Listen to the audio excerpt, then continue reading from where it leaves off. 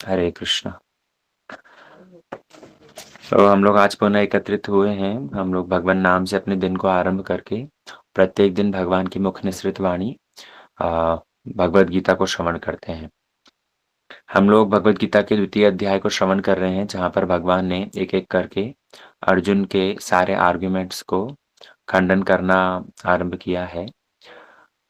अर्जुन ने पहले अध्याय के अंदर जो कुछ बातें कही थी, युद्ध ना करने के जो कुछ कारण बतलाए थे, तो भगवान एक एक करके उन सब का समाधान कर रहे हैं। हमने श्रवण किया भगवान किस प्रकार कर्मकांड के विषय में बतलाने के उपरांत कर्म योग की बात बतला रहे हैं अभी। और अर्जुन को कर्म योग की शिक्षा देते हुए ये कहना चाह रहे हैं कि तुम्हें जो पाप का भय है, अर्जुन ने तीसरा कारण ये बतलाया था कि अगर मैं अपने ही परिवार के लोगों को मारूंगा तो मुझे भीषण पाप मिलेगा। तो भगवान इसलिए इस तथ्य का, इस सिद्धांत की स्थापना कर रहे हैं कि यदि तुम बुद्धि योग में युक्त होकर के अगर युद्ध करोगे तो उससे तुम्हें पाप नहीं लगेगा। यहाँ पर भगवान ने उसी बुद्धि योग का विस्तार से वर्णन किया है। कल हम लोग श्रवण कर रहे थे कि किस प्रकार बुद्धि योग का यदि कोई आश्रय लेता है तो वो इसी जन्म में ही अपने समस्त अच्छे और बुरे कर्मों के फल से मुक्त हो सकता है। अर्जुन यदि भगवान को प्रश्न करे कि आपने स्वर्ग प्राप्ति और इन सब की बातें जो कही है, ये सारी बातें आपने भी कही और वेदों में भी है ही, तो भगवान ने उस बात का भी समाधान कर दिया था कि दूरेण ही अवरम कर्म बुद्धि योग धनंजय, कि हे धनंजय तुम ऐसे कर्मों को दूर रखो, इन कर्मों से दूर रहो, उनको दूर से ही त्याग दो। क्यों? क्योंकि ये सारे कर्म अवरम अर्थात ये बड़े गर्हित कर्म हैं, ये निंदनीय कर्म है। और तुम तो बुद्धिमान हो, इसलिए बुद्धिमान व्यक्ति को इन गर्हित कर्मों से ऊपर उठ करके वेदों का भी सार वेदांत तत्व को समझना चाहिए। वेदांत क्या है? अथा तो ब्रह्म जिज्ञासा ही वेदांत है। यहाँ से उसका अयम आरंभ है। इसलिए भगवान अर्जुन को कहते हैं, हम लोग श्लोक संख्या 50 श्रवण कर रहे थे, जहां पर भगवान ने अर्जुन को कहा कि बुद्धि युक्तो जहादीह उभे सुकृति दुष्कृते तस्मात् योगाय युज्यस्व योग कर्म सुकौशलम, कि सारे कार्यों की कुशलता योग कर्म सुकौशलम, सारे कार्यों की कुशलता किसके अंदर है? जब कोई व्यक्ति बुद्धि योग के अंदर युक्त हो जाए। भगवान ने अर्जुन को कहा कि बुद्धि युक्तो जहाद इह, यह मतलब इसी जन्म में ही व्यक्ति अपने सारे अच्छे और बुरे कर्मों के फल से मुक्त हो सकता है। हम कल बतला रहे थे कैसे एक व्यक्ति अपने एक मानव शरीर में किए हुए कर्मों को भोग करने के लिए आगे कितने सारे जन्म लेता है। हम इस मनुष्य शरीर को पा करके इतने अच्छे और बुरे कर्म कर बैठते हैं कि उन सब कर्मों को भोग करने के लिए, उन सब कर्मों के फल को भोग करने के लिए हमें आगे कितने सारे जन्म लेने पड़ते हैं। और अन्य अन्य शरीर जो केवल मात्र भोग योनि है, पशु योनि, वृक्ष योनि, कीट पतंग जितनी सारी हैं, वो तो भोग योनि है।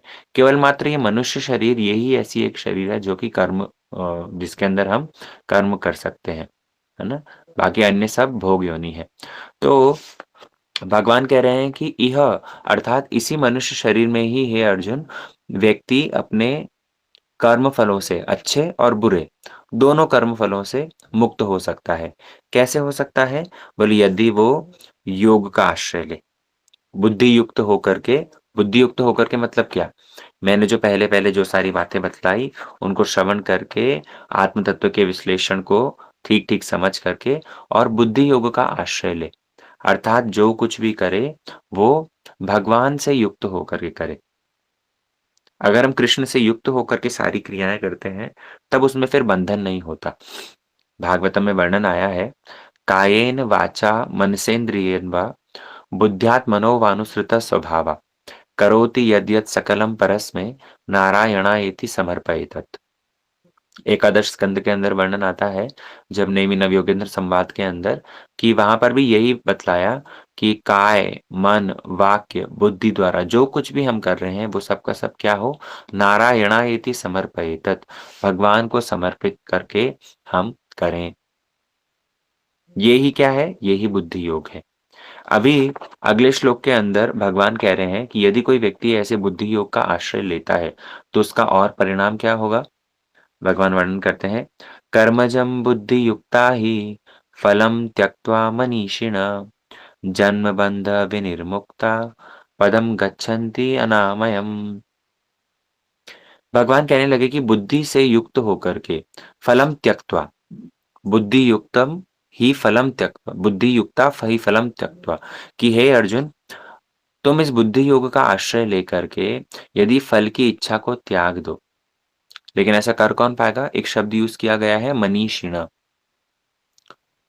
मनीष, मनीष नाम तो आपने बहुत सुना होगा, मनीष। लेकिन मनीष शब्द जो है ये इसका अर्थ क्या है? मन ईश, अर्थात जिसने मन पर विजय प्राप्त कर ली हो। तो मनीषिण कह करके यहाँ पर क्या बतलाया जा रहा है कि अर्जुन, तुम्हारा मन भले ही तुम्हें बहुत सारी प्रलोभन के माध्यम से आकर्षित होकर के उस ओर धावित होने को कहेगा, लेकिन मनीषिण व्यक्ति कौन है? जिसने मन पर वश कर लिया, जो मन का स्वामी है, जो मन के भटकाए भटकता नहीं, ऐसा व्यक्ति मनीषी है। और ऐसा मनीषी व्यक्ति क्या होगा? वो फल की आशा को छोड़ देगा। वो फल की आशा से विचलित नहीं होगा। मन ये हमारा ऐसा है, ये मन कभी भी गहरी सच्चाई की ओर नहीं देखता। मन क्या देखता है? बाहरी-बाहरी, ऊपर-ऊपर तक देख कर के ही उससे ही प्रभावित हो जाता है। लेकिन अर्जुन, तुम मनीषी बनो और मनीषी बन कर के क्या कर सकते हो? ये जन्म मृत्यु के चक्कर से, जन्म जन्म बंधन विनिर्मुक्ता, तुम इस जन्म और मृत्यु का जो चक्कर है, उससे मुक्त हो सकते हो। विनिर्मुक्ता, संपूर्ण रूप में मुक्त हो सकते हो। और जाओगे कहाँ? चले जाओगे पदम गच्छन्ति अनामयम्। अनामयम अर्थात भगवान का एक ऐसा धाम है जहाँ पर किसी प्रकार की परेशानी नहीं, जो नित्य शाश्वत धाम, तुम उस शाश्वत धाम को प्राप्त कर सकते हो यदि इस बुद्धि योग का आश्रय लोगे, है ना? तो यहाँ पर बतलाया जा रहा है कि कैसे ये जो अनामय पद है, ये अनामय पद स्वर्ग पदवी से भी श्रेष्ठ है।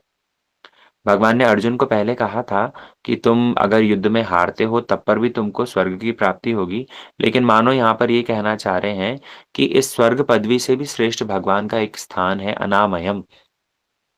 इसलिए टीका के अंदर भागवतम का श्लोक उद्धृत करके कहते हैं कि जो व्यक्ति भगवान के धाम का, भगवान के नाम का आश्रय लेता है, उस व्यक्ति को ऐसे भगवान का धाम प्राप्त होता है जहाँ पर किसी प्रकार की विपत्ति नहीं है।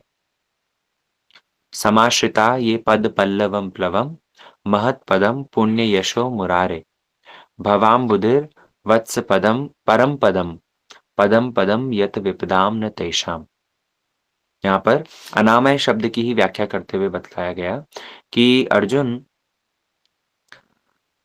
अगर कोई भगवान के चरणों का आश्रय ले, समाश्रिता ये पद पल्लवम, भगवान के जो चरण कमल है उसका यदि कोई आश्रय ले, वो भगवान कैसे हैं? महत्पदम पुण्य यशो मुरारे, वो भगवान के पद कैसे हैं? महत्पदम, वो बड़े महान हैं, बहुत सारे गुणों से परिपूर्ण है। और महत्पदम पुण्य यशो मुरारे, वो भगवान का नाम क्या है? मुरारी, वो भगवान का नाम क्या है? मुकुंद, वो ही तुम्हें मुक्ति प्रदान कर सकते हैं। तो अगर कोई व्यक्ति भगवान के चरण कमलों का आश्रय लेता है, अगर कोई व्यक्ति भगवान के नाम का आश्रय लेता है, तो उसके माध्यम से होगा क्या? भवाम बुधिर वत्स पदम, ये जो संसार समुद्र है, ये संसार समुद्र उसके लिए कैसा हो जाएगा? बोले वत्स पदम, एक गैया के खुर के अंदर, एक गैया जब चलती है तो उसके चलने से जैसे मानो गड्ढा हो गया। तो गैया के चलने से जो गड्ढा, गैया भी नहीं, वत्स, एक बछड़ा जब चलता है, बछड़ा का पैर तो गैया से भी और छोटा होता है। तो वो जब चलता है, कभी मानो गड्ढा हो गया और बारिश के अंदर उस गड्ढे में अगर पानी भर जाए, तो उसको पार करने के लिए कोई बहुत बड़ी नाव चाहिए क्या? या उसको पार करने के लिए बहुत कुछ प्रयत्न करना पड़ेगा क्या? उस छोटे से उस वत्स पद को पार करने के लिए बिना किसी प्रयत्न के अनायास ही एक छोटा बच्चा भी उसको बिना किसी प्रयत्न के ही पार कर लेगा। तो यहाँ पर बतलाया है कि जो व्यक्ति भगवान के चरण कमलों का आश्रय ले लेता है, तो उसको ये संसार समुद्र भी कैसा लगता है? एक बछड़े के खुर के समान, गड्ढे के समान लगता है उसको। उसको पार करना, इस संसार समुद्र को पार करना, उसके लिए कोई भारी बात नहीं होती, बल्कि इस संसार समुद्र को पार करके वो ऐसे भगवान के धाम में चला जाता है, यत विपदाम न तेषाम, जहाँ पर किसी प्रकार की विपत्ति नहीं है। लेकिन इस जगत में क्या है? बोले पदम पदम विपदाम। इस जगत में तो पग पग पर विपत्ति है। एक एक पैर पर एक के बाद में एक के बाद में एक परेशानी आती ही आती रहती है। तो भगवान ने इसलिए अर्जुन को ये बात कही कि अर्जुन, तुम यदि इस बुद्धि योग का आश्रय लेते हो तो बुद्धि युक्त होकर के फल की इच्छा को त्याग दो, पहली बात तो। और जो व्यक्ति फल की इच्छा को त्याग करके अपने मन पर काबू रख करके इस बुद्धि योग का आश्रय लेता है, तो उसका परिणाम क्या होगा? जन्म बंधन विनिर्मुक्ता। ये जन्म और मृत्यु का, जन्म मृत्यु जरा व्याधि, ये जो दुख कष्ट भोग कर रहे हैं, बार बार जन्म होना, बार बार बूढ़े होना, बार बार रोग आना और फिर मर जाना, तो इन सब से मुक्त होकर के भगवान के परम पद को प्राप्त करोगे। भगवान आगे वर्णन करते हैं, यदा ते मोहकलिलं बुद्धिर्व्यतितरिष्यति तदा गन्तासि निर्वेदं श्रोतव्यस्य श्रुतस्य च। भगवान ने आगे वर्णन किया कि हे अर्जुन, यदा ते मोहकलिलं, मोहकलिलं मतलब, कलिलम मतलब होता है जंगल, घनघोर जंगल। कहीं-कहीं जैसे भारत में तो कहीं-कहीं आपने देखा हो, घनघोर जंगल में यदि कहीं गए हो या अमेज़न के जंगल के विषय में सुना हो, कई सारे ऐसे घनघोर जंगल होते हैं जिसके अंदर पेड़ों के आवरण के कारण सूर्य की रोशनी तक नहीं पहुँच पाती। और ऐसे घनघोर जंगल के अंदर यदि कोई भटक जाए, यदि कोई रास्ता भूल जाए, तो वहाँ से निकल पाना बड़ा मुश्किल है। तो भगवान अर्जुन को कह रहे हैं, बड़ी सुंदर मतलब पोएटिक तरीके से एक काव्य का प्रयोग करते हुए कहा कि यदा ते मोह कलिलम बुद्धि व्यतितरिष्यति, कि अर्जुन, तुम्हारी ये जो बुद्धि है, ये बुद्धि भी एक जंगल में फँस गई है। कौन से जंगल में? मोह रूपी सघन वन में फँस गई है। अर्जुन को मोह हो रहा था ना, अपने परिवार के लोगों के प्रति, भीष्म पितामह, द्रोणाचार्य, भाई और जितने सारे पुत्र परिजन परिवार के लोग थे, उन सब के लिए अर्जुन को मोह हो रहा था। तो भगवान ने कहा कि ये मोह कैसा है? ये सांसारिक मोह एक बड़े घनघोर जंगल के समान है। इसलिए अर्जुन, इस घनघोर जंगल को जब तुम्हारी बुद्धि पार करेगी, फिलहाल तुम्हारी बुद्धि इसके अंदर फँस गई। ये संसार एक ऐसा जंगल है, एक ऐसा जाल है, ऐसा मोह का जाल है। भक्तिविनोद ठाकुर ने तो अपने कीर्तनों के अंदर इतना स्पष्ट वर्णन किया है। आप पढ़िएगा कीर्तन, भूलिया तुम्हारे संसारे आइनो, पे नाना भूलिया तुम्हारे संसारे आइनो, पे नानाविध व्यथा।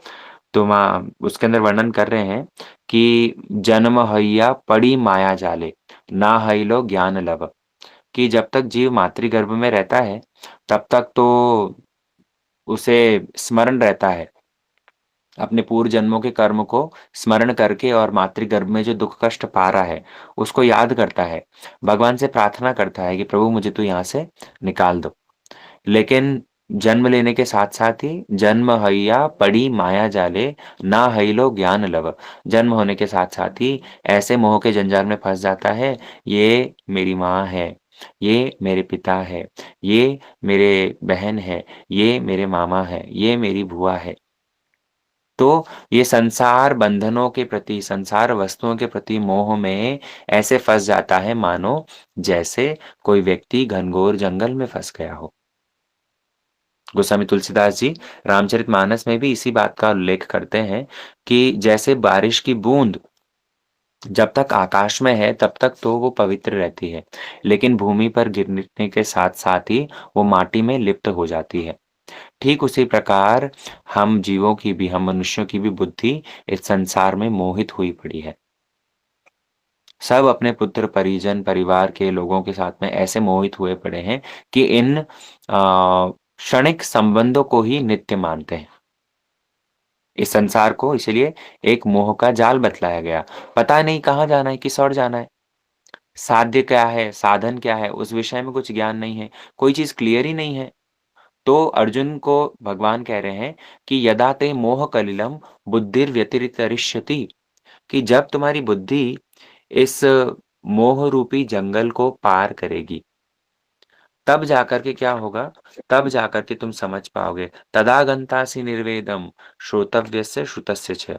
तब जाकर के तुम सुनी-सुनाई बातों को त्याग करके उनसे निर्वेद होगा तुम्हारा, उससे विरक्ति होकर के और नित्य वस्तु की ओर भागोगे। जो व्यक्ति इस संसार के बंधनों से, संसार रूपी इस जंगल के अंदर मोहित हुआ पड़ा रहता है, तो वो इसी बातों में श्रोतव्य और श्रुतस्य। श्रोतव्य मतलब जो पहले सुना है और श्रुतस्य मतलब जो परवर्ती काल में सुनेगा। तो इनके विषय में ही, इनको लेकर के ही फँसा रहता है। पिता ने कहा, "बेटा अच्छे से पढ़ाई करो, जब पढ़ाई करोगे तो बढ़िया से नौकरी मिलेगी, नौकरी मिलोगी तो खूब पैसा आएगा और पैसा आने से तुम सुखी हो जाओगे।" श्रोतव्य, ये सुना था। अब कब पैसा आएगा, कब होगा, क्या नहीं होगा और पैसा प्राप्ति के बाद में भी सुखी हो पाऊँगा कि नहीं, कोई गारंटी तो है नहीं। लेकिन क्योंकि सुना था, श्रोतव्य, इस कारण से उसके प्रति धावित हो रहे हैं। शास्त्रों में केवल मात्र इस जगत में ही हम सुनी-सुनाई इंद्रिय भोग के प्रति आकर्षित होते हैं, ऐसा नहीं। शास्त्रों में भी कई सारे स्थानों पर ऐसा बतलाया गया है जहाँ पर वैदिक क्रियाओं के माध्यम से भी हम आकर्षित हो जाते हैं, सकाम कर्मों को करने में, कि अश्वमेध यज्ञ किया जाए और अन्य-अन्य यज्ञों का यदि आश्रय लिया जाए तो उसके माध्यम से स्वर्ग की प्राप्ति होगी। तो भगवान अर्जुन को ये कहना चाह रहे हैं कि जो तुमने पहले सब कुछ सुना है, किसके विषय में? इस जागतिक इंद्रिय तृप्ति को प्राप्ति करने के लिए। और श्रुतस्य जो परवर्ती काल में भी सुनोगे, तुम्हें क्या करना होगा? इन दोनों के प्रति निर्वेद होना पड़ेगा। इन दोनों से तुम्हारी विरक्ति लानी होगी। लेकिन वो संभव कब है? जब तुम्हारी बुद्धि ये मोह रूपी जंगल को पार कर पाएगी।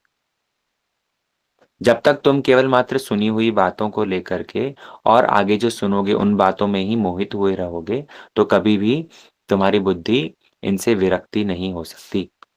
तो कहने का उद्देश्य ये है कि भगवान ने अर्जुन को पहले ही बतलाया, निस्तैर्गुण्य भवार्जुन। अर्जुन, वेदों के अंदर ठीक है, बतलाया गया कि यज्ञ इत्यादि करने से स्वर्ग की प्राप्ति होगी, युद्ध भूमि में वीर गति को प्राप्त करने से स्वर्ग की प्राप्ति होगी। लेकिन ये सारे काम कैसे हैं? ये सारी बातें भी केवल मात्र मोह कलिलम में फँसाने वाली है तुमको। इसलिए बुद्धिमान बनो, तुम इन चीज़ों से ऊपर उठ करके, इन चीज़ों से निर्वेद को प्राप्त करो और अपनी बुद्धि को ये मोह रूपी जंगल से बाहर निकालो। कई बार देखने को मिलता है, हम सनातन संस्कृति में तो विशेष करके हफ्ते के 7 दिन, 8 व्रत, इतना कुछ हम लोग करते हैं। धार्मिक अनुष्ठानों का भी जो मूल उद्देश्य कृष्ण प्रीति है, वो समझ नहीं पाते, है ना? हम लोग जो कुछ भी कार्य कर रहे हैं, अंततः वो कृष्ण प्रीत्यार्थ होना चाहिए। कई सारे काम हम ऐसे करते हैं, जिनका कृष्ण प्रीति से कोई संबंध नहीं, लेकिन क्योंकि सुना है, इसलिए करते आ रहे हैं। कितने कुछ अब व्रत, बार, त्योहार इत्यादि हैं, ठीक है हम पालन कर रहे हैं, ठीक बात है। लेकिन अल्टीमेटली इन सब का उद्देश्य क्या है, वो तो समझना चाहिए ना। राजा कुलशेखर एक हुए हैं दक्षिण भारत के, उन्होंने तो इसीलिए शास्त्र अध्ययन तक को अरण्य रुदितम कह करके बतला दिया।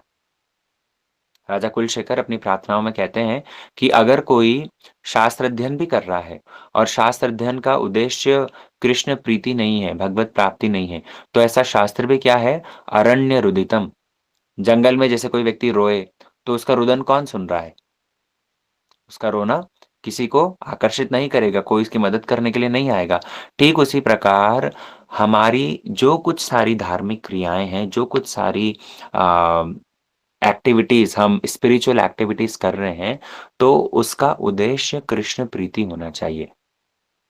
और जब भक्त कृष्ण प्रीति के लिए प्रचेष्टा करता है, कृष्ण भक्ति जब उसके हृदय में आती है, तो ऐसा करते-करते एक स्टेज ही वो भी पहुँच जाएगी, जहाँ पर हमें ये सारे अनुष्ठानिक क्रियाओं से संपूर्ण रूप में विरक्ति हो जाएगी। श्रोतव्य और श्रुतस्य, इन दोनों से हम लोग निर्वेद हो जाएँगे। शास्त्रों में देखने को मिलता है कि कई सारे श्री सनातन गोस्वामी पाद, यद्यपि विग्रह सेवा, कविराज गोस्वामी ने चैतन्य चरितामृत के अंदर वर्णन किया है कि विग्रह सेवा भक्ति का एक मूल अंग है ना? 5 अंग जब वो वहाँ पर वर्णन करते हैं, कविराज गोस्वामी ने चैतन्य चैतामृत में भक्ति के 5 अंगों को पालन करने की बात कही। नवदा भक्ति तो हमने सुनी है प्रहलाद महाराज की। अब यदि कोई नवदा भक्ति ना पालन कर पाए तो कविराज गोस्वामी कहते हैं कि 5 अंगों का पालन करो। क्या? साधु संग, नाम संकीर्तन, भागवत श्रवण, मथुरावास, श्रीमूर्ति, श्रद्धा सेवन। तो कविराज गोस्वामी कहते हैं कि विग्रह सेवा तो भक्ति का एक मूल अंग है। लेकिन सनातन गोस्वामी ने क्या किया? मदन मोहन जी की सेवा, मदन मोहन जी जब स्वेच्छा से आए हैं तब भी उनकी सेवा के लिए विशेष प्रचेष्टा नहीं करते, बल्कि आटे का टिक्कड़ भोग लगा करके उनको दे देते हैं और स्वयं भी उसी को ग्रहण करते हैं। बाद में मदन मोहन जी की सेवा जब भव्य रूप में प्रकाशित भी हो गई तो उस सेवा को भी ब्राह्मणों के हाथों सौंप करके और स्वयं निर्जन भजन के लिए चले गए। तो कहाँ एक ऐसी अवस्था है सनातन गोस्वामी की जहां पर विग्रह सेवा जो भक्ति का एक मूल अंग है वो भी उनके लिए गौण हो गया। क्यों? क्योंकि वो एक ऐसी उत्तम स्टेज पर पहुंच गए हैं। भक्तिविनोद ठाकुर ने अपने कीर्तन में इसलिए कहा कि विधि मार्ग रत जने, स्वाधीनता रत्न दाने, राग मार्ग करान प्रवेश। कि ये विधि मार्ग का पालन करते करते करते करते ऐसी अवस्था आ जाती है जहां पर हमको ये विधि मार्ग भी उसके बाद में पालन करने की आवश्यकता नहीं रहती ना। श्री माधवेंद्र पुरीपाद, उनका श्लोक यहाँ पर टीका में उद्धृत करके बतला रहे हैं कि कैसे माधवेंद्र पुरीपाद अपनी भावावस्था में ऐसी उन्नत स्टेज में है जहाँ पर वो जो उनकी दैनिक क्रियाएं हैं उनको भी कुछ महत्व नहीं दे रहे। माधवेंद्र पुरीपाद कहते हैं, संध्या वंदन भद्रमस्तु भवतो, भो स्नान तुभ्यम नमो, भो देवा पितरतश्च तर्पण विधो, नाहं शम शम्यताम्, यत्र क्वापि निषद्य यादव कुलोत्तमस्य कंसदृश, स्मारं स्मारमगं हरामि तदलं, मन्ये किमन्येन मे। श्री माधवेंद्र पुरीपाद कहते हैं कि संध्या वंदन, ओ मेरी त्रिसंध्या, एक साधक के लिए त्रिसंध्या जो आनिक करते हैं वो बहुत आवश्यक है। गुरुदेव ने हमें जो जो लोग दीक्षित हैं वो लोग करते होंगे, तो ये एक बहुत जरूरी है एक साधक के लिए। लेकिन माधवेंद्र पुरीपाद कहते हैं, संध्या वंदन भद्रमस्तु, ओ मेरी त्रिकाल संध्या प्रार्थनाओं, तुम्हारी जय हो, तुम्हारी जय हो, लेकिन मैं तुमको करने में अभी असमर्थ हूँ। भव तो भो स्नान तुभ्यम, जितना सारा तीर्थों में स्नान है वो स्नान भी बड़ा महत्वपूर्ण है। लेकिन माधवेंद्र पुरीपाद कहते हैं कि तुमको नमस्कार है, मैं तुमको प्रणाम करता हूं। उसके बाद में भो देवा पितरतश्च तर्पण विधो, देवताओं का पूजन, पितरों का तर्पण, ये सारे के सारे शास्त्र में ही तो बतलाए गए हैं। तो ये सारे के सारे कार्य करना ये जरूरी है। लेकिन माधवेंद्र पुरीपाद कहते हैं, नाहम क्षम्यताम, मैं ये देवताओं का पूजन करने में, मैं ये पितरों का तर्पण करने में अक्षम हूं, मैं कर नहीं पाऊंगा। क्षम्यताम, मुझे माफ करियो। क्यों नहीं कर पाऊंगा? नारायणपुरी बात कहते हैं, यत्र क्वापि निषद्य यादव कुलोत्तमस्य कंसाद्विषम, कंस के जो द्वेषी हैं, कंस के द्वेषी कौन? कंस को मारने वाले श्री कृष्ण। और यादव कुलोत्तमस्य, यादव कुल के जो सबसे उत्तम वृष्णिवंशी हैं, ऐसे कृष्ण, उनका मुझे स्मरण होता है, उनको मैं स्मरण करता हूँ। और जब मैं स्मरण करता हूँ, स्मारम स्मारम अघम हरामि तदलम, जैसे ही मुझे उनका स्मरण आता है, जैसे ही मैं उनको याद करता हूँ, उनको स्मरण करने के बाद में मुझे लगता है बस तद अलम, ठीक है।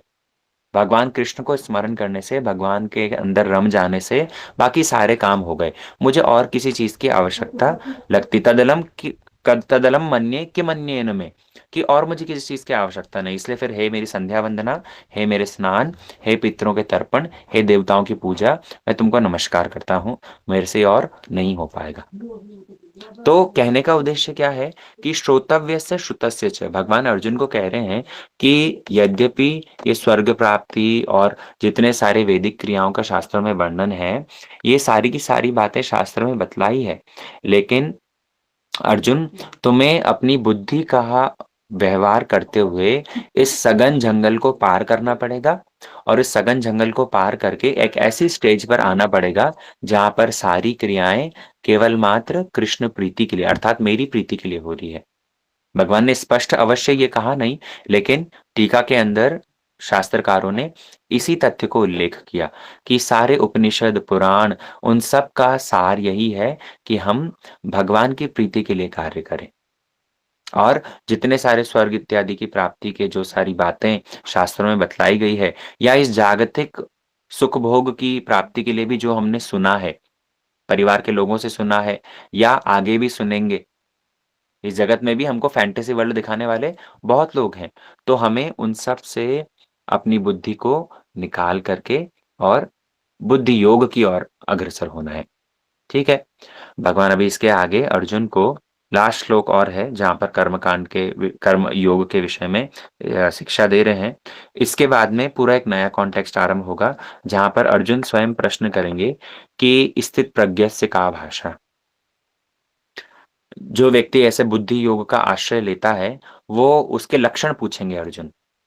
है ना? अब तक भगवान ये अंतिम श्लोक, श्लोक नंबर 53 ये और है, तो इसकी व्याख्या फिर अब हम कल श्रवण करेंगे और उसके बाद में फिर अर्जुन का जो प्रश्न है कि स्थित प्रज्ञ के क्या लक्षण हैं, वो इस चैप्टर का लास्ट सेक्शन है। तो वो हम फिर कल से श्रवण करते हैं। ठीक है? वाञ्छाकल्पतरुभ्यश्च कृपा सिन्धुभ्येव च पतितानां पावनेभ्यो वैष्णवेभ्यो नमो नमः।